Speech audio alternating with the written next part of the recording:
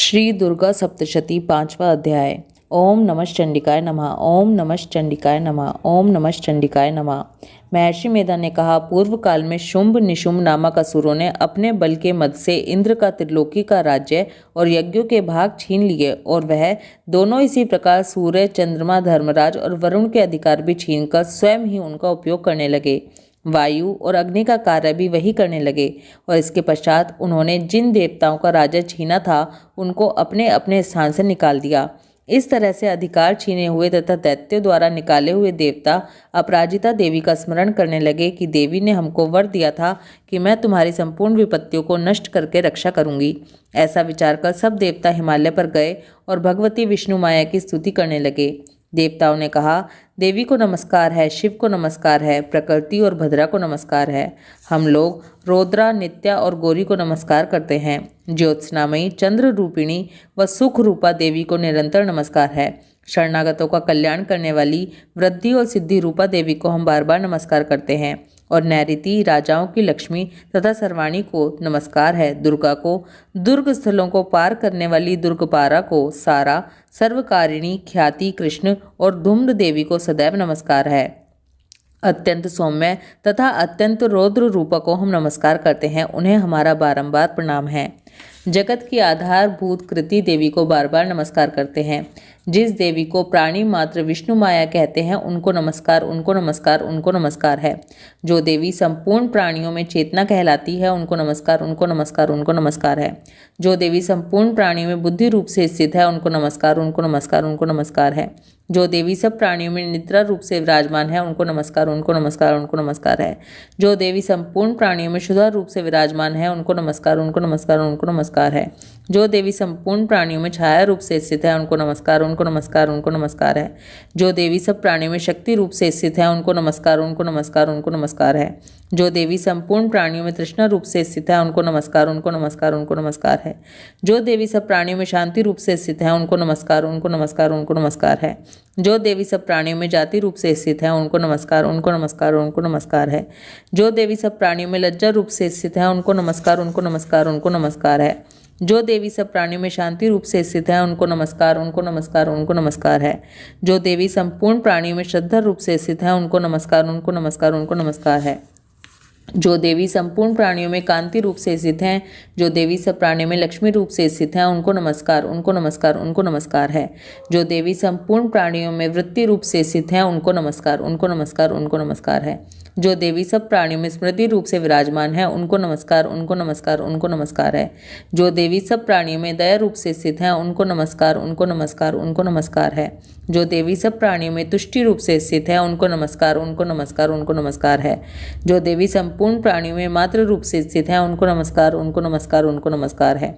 जो देवी संपूर्ण प्राणियों में भ्रांति रूप से स्थित हैं, उनको नमस्कार, उनको नमस्कार, उनको नमस्कार है।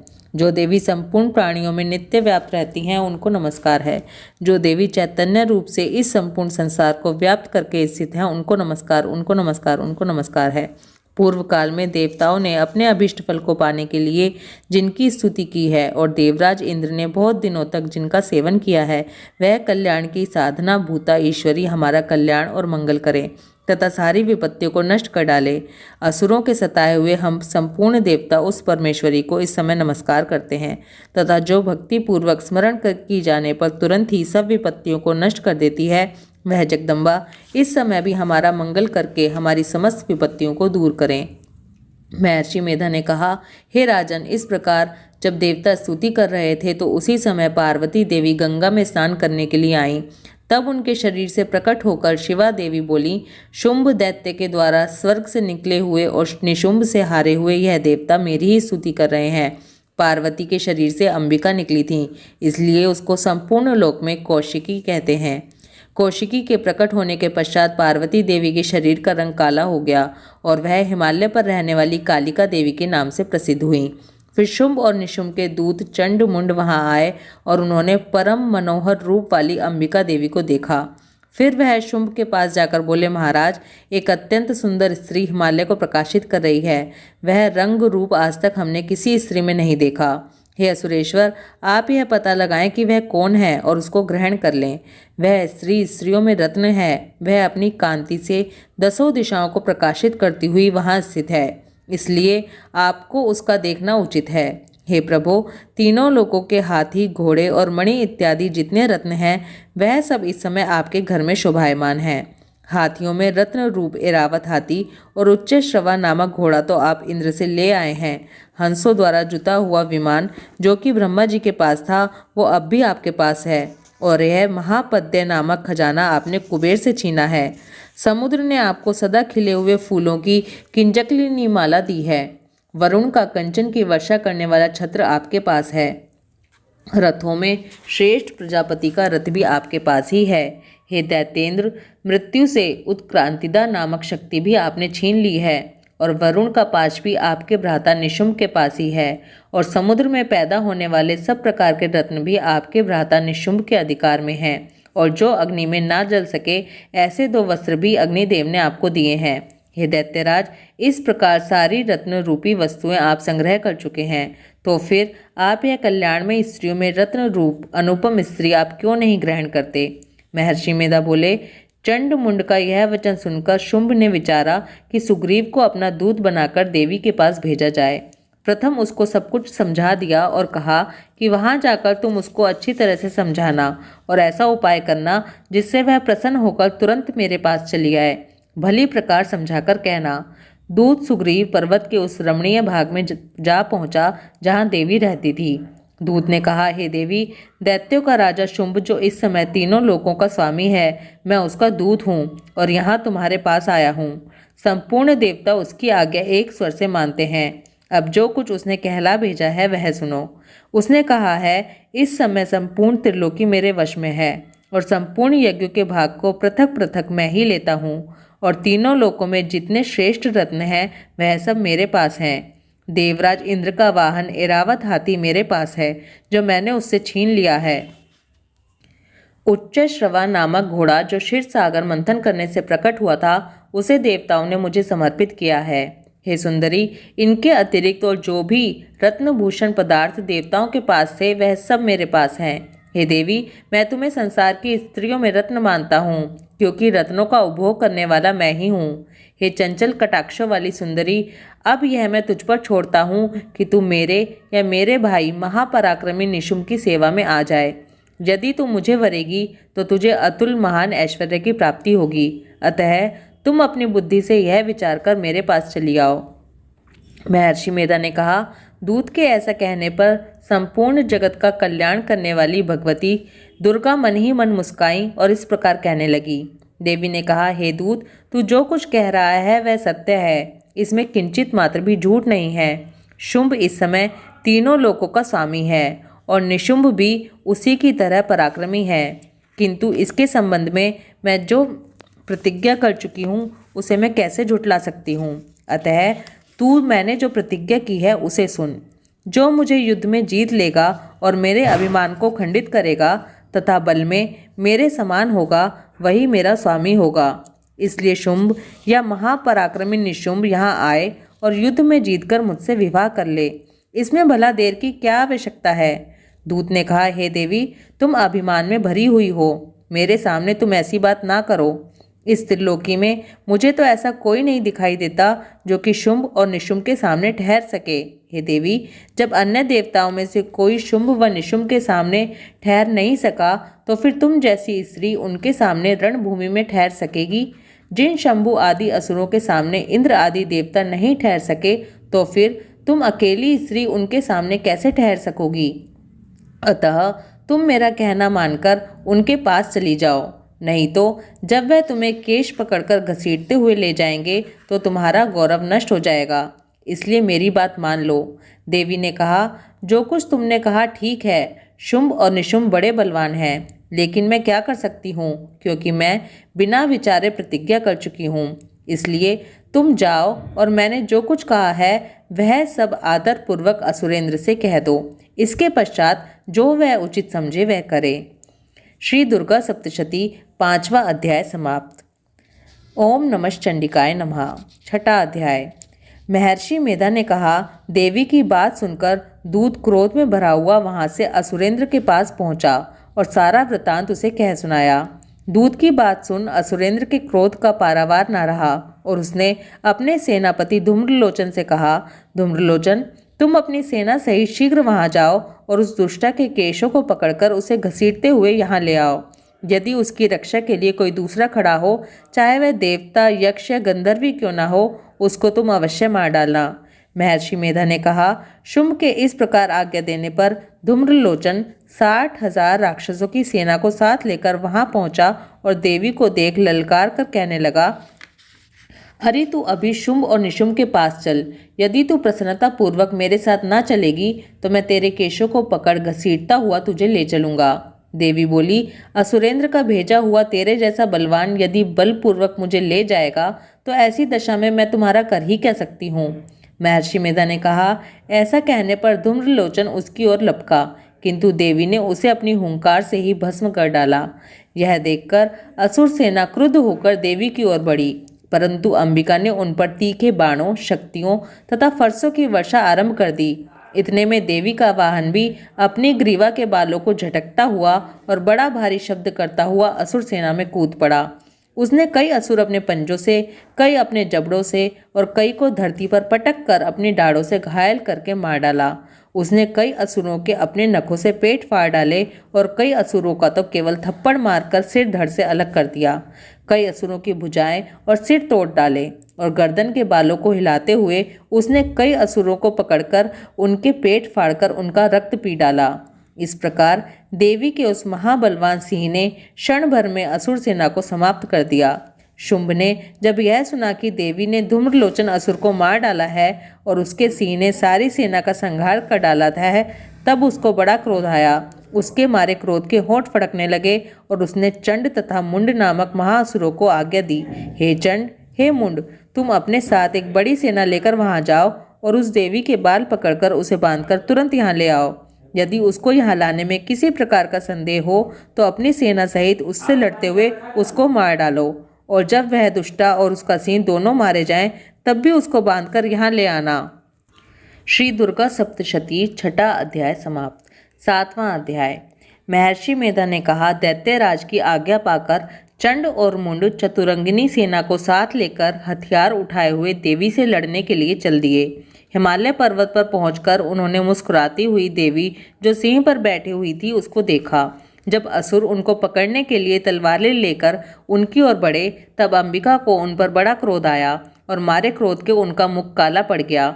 उनकी भ्रकटियां चढ़ गईं और उनके ललाट में से अत्यंत भयंकर तथा अत्यंत विस्तृत मुख वाली लाल आंखों वाली काली प्रकट हुई, जो कि अपने हाथों से तलवार और पाश लिए हुए थी।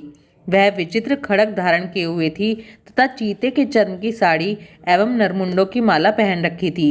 उसका मांस सूखा हुआ था और शरीर केवल हड्डियों का ढांचा था और जो भयंकर शब्द से दिशाओं को पूर्ण कर रही थी। वह असुर सेना पर टूट पड़ी और दैत्यों को भक्षण करने लगी। वह पार्श्व रक्षकों, अंकुशधारी महावतों, हाथियों पर सवार योद्धाओं और घंटा सहित हाथियों को एक हाथ से पकड़ पकड़कर अपने मुंह में डाल रही थी और इसी प्रकार वह घोड़ों, रथों, सारथियों व रथों में बैठे हुए सैनिकों को मुंह में डालकर भयानक रूप से चबा रही थी। किसी के केश पकड़कर, किसी की गर्दन पकड़कर, किसी को पैरों से दबाकर और किसी दैत्य को छाती से मसलकर मार रही थी। वह दैत्य के छोड़े हुए बड़े बड़े अस्त्र शस्त्रों को मुंह में पकड़कर और क्रोध में भर उनको दांतों से पीस रही थी। उसने कई बड़े बड़े असुर भक्षण कर डाले, कितनों को रौंद डाला और कितनी उसकी मार के मारे भाग गए। कितनों को उसने तलवार से मार डाला, कितनों को अपने दांतों से समाप्त कर दिया और इस प्रकार से देवी ने क्षण भर में संपूर्ण दैत्य सेना को नष्ट कर दिया।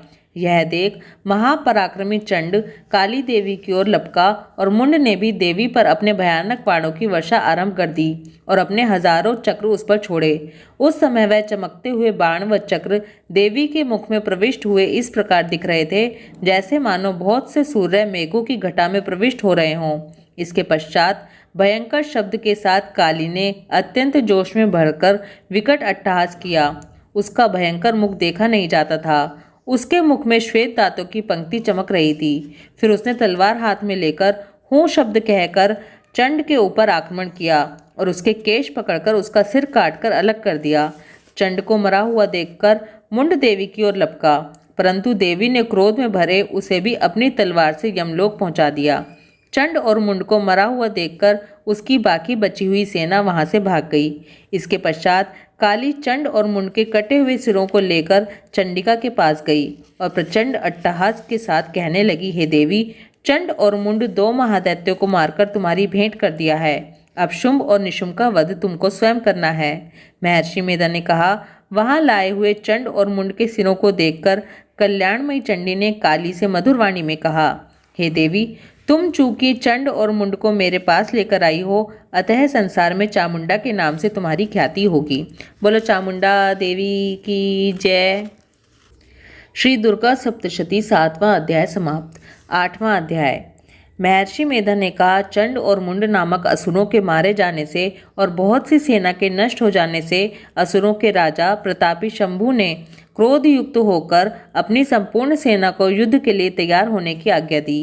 उसने कहा, अब उदायुध नामक 86 असुर सेनापति अपनी सेनाओं के साथ युद्ध के लिए जाएं और कंबू नामक 84 सेनापति भी युद्ध के लिए जाएं और कोटि वीर्य नामक 50 सेनापति और धूम्रकुल नाम के 100 सेनापति प्रस्थान करें। कालक, दोहर्द, मौर्य और काल के यह दैत्य भी मेरी आज्ञा से सजकर युद्ध के लिए कूच करें। भयानक शासन करने वाला असुरों का स्वामी शुंभ इस प्रकार आज्ञा देकर बहुत बड़ी सेना के साथ युद्ध के लिए चला।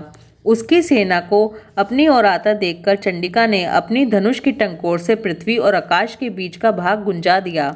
हे राजन, इसके पश्चात देवी के सिंह ने दहाड़ना आरंभ कर दिया और अंबिका के घंटे के शब्दों ने उस ध्वनि को और भी बढ़ा दिया। धनुष की टंकोर, शेर की दहाड़ और घंटे के शब्द से पृथ्वी और आकाश के बीच का भाग गूंज उठा और इसके साथ ही देवी ने अपने मुख को और भी भयानक बना लिया। ऐसे भयंकर शब्द को सुनकर राक्षसी सेना ने देवी तथा सिंह को चारों ओर से घेर लिया। हे राजन, उस समय दैत्यों के नाश के लिए और देवताओं के हित के लिए ब्रह्मा, शिव, कार्तिकेय, विष्णु तथा इंद्र आदि देवों की शक्तियां जो अत्यंत पराक्रम और बल से संपन्न थी, उनके शरीर से निकलकर उसी रूप में चंडिका देवी के पास गईं। जिस देवता का जैसा रूप था, जैसे आभूषण थे और जैसा वाहन था, वैसा ही रूप, आभूषण और वाहन लेकर उन देवताओं की शक्तियां दैत्यों से युद्ध करने के लिए आईं। हंस युक्त विमान में बैठकर और रुद्राक्ष की माला तथा कमंडलू धारण करके ब्रह्मा जी की शक्ति आई। वृषभ पर सवार होकर, हाथ में त्रिशूल लेकर, महानाग का कंकण पहनकर और चंद्र रेखा से भूषित होकर भगवान शंकर की शक्ति माहेश्वरी आई और मोर पर आरूढ़ होकर हाथ में शक्ति लिए दैत्यों से युद्ध करने के लिए कार्तिकेय जी की शक्ति उन्हीं का रूप धारण करके आई। भगवान विष्णु की शक्ति गरुड़ पर सवार होकर शंख, चक्र, शांग, गदा, धनुष तथा खड़ग हाथ में लिए हुए आई। श्री हरि की शक्ति वाराही वाराह का शरीर धारण करके आई और नृसिंह के समान शरीर धारण करके उनकी शक्ति नारसिंह भी आई। उनकी गर्दन के झटकों से आकाश के तारे टूट पड़ते थे और इसी प्रकार देवराज इंद्र की शक्ति ऐन्द्री भी ऐरावती के ऊपर सवार होकर आई। देव शक्तियों से घिरे हुए भगवान शंकर ने चंडिका से कहा, मेरी प्रसन्नता के लिए तुम शीघ्र ही इन असुरों को मारो। इसके पश्चात देवी के शरीर में से अत्यंत उग्र रूप वाली और सैकड़ों गीदड़ियों के समान आवाज करने वाली चंडिका शक्ति प्रकट हुई। उस अपराजिता देवी ने धूमिल जटा वाले भगवान श्री शंकर जी से कहा, हे प्रभु, आप मेरी ओर से दूत बनकर शुंभ और निशुंभ के पास जाइए और उन अत्यंत गर्वीले दैत्यों से कहिए तथा उनके अतिरिक्त और भी जो दैत्य वहां युद्ध के लिए उपस्थित हों, उनसे भी कहिए, जो तुम्हें अपने जीवित रहने की इच्छा हो तो त्रिलोकी का राज्य इंद्र को दे दो। देवताओं को उनका यज्ञ भाग मिलना आरंभ हो जाए और तुम पाताल को लौट जाओ। किंतु यदि बल के गर्व से तुम्हारी लड़ने की इच्छा हो तो फिर आ जाओ। तुम्हारे मांस से मेरी योगिनियां तृप्त होंगी। चूंकि उस देवी ने भगवान शंकर को दूत के कार्य में नियुक्त किया था, इसलिए वह संसार में शिवदूती के नाम से विख्यात हुई। भगवान शंकर से देवी का संदेश पाकर उन दैत्यों के क्रोध का कोई आर पार न रहा और वह जिस स्थान पर देवी विराजमान थी वहां पहुंचे और जाने के साथ ही उस पर बाणों और शक्तियों की वर्षा करने लगे।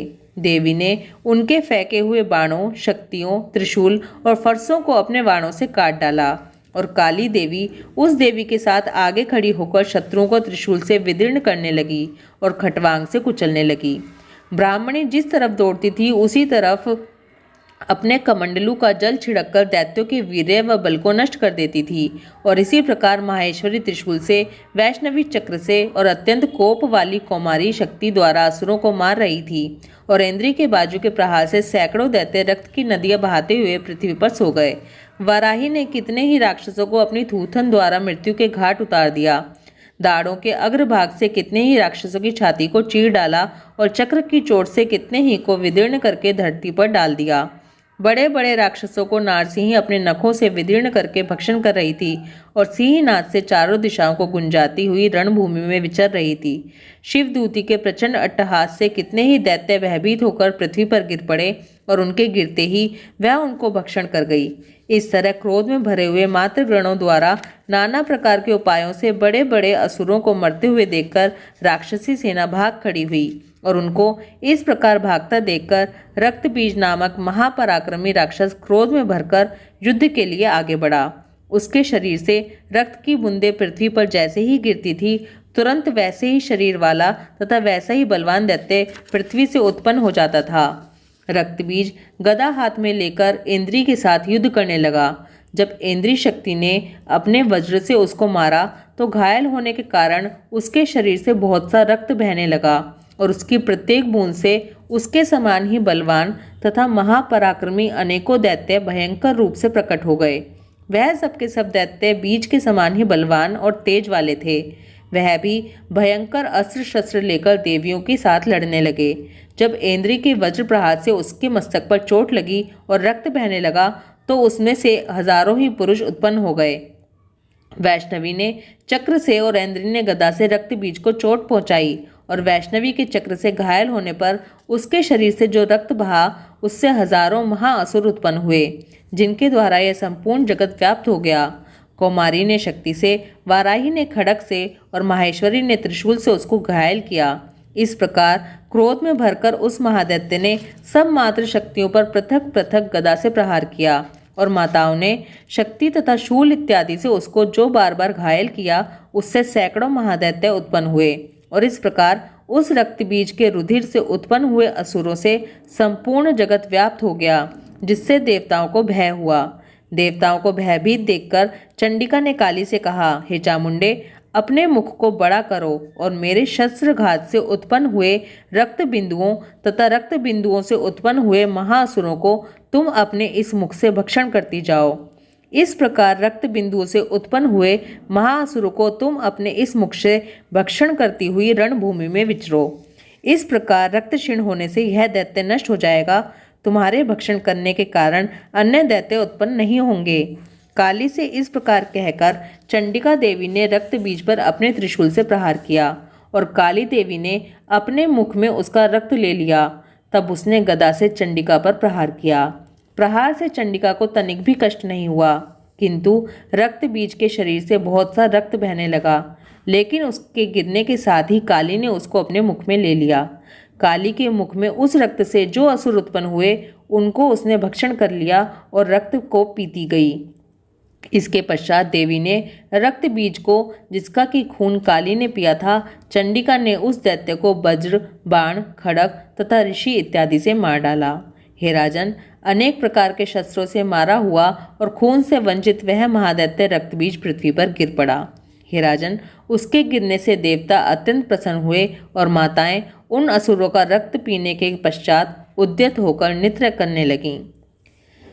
श्री दुर्गा सप्तशती 8वां अध्याय समाप्त। ओम नमः चंडिकाय नमः। ओम नमः चंडिकाय नमः। ओम नमः चंडिकाय नमः।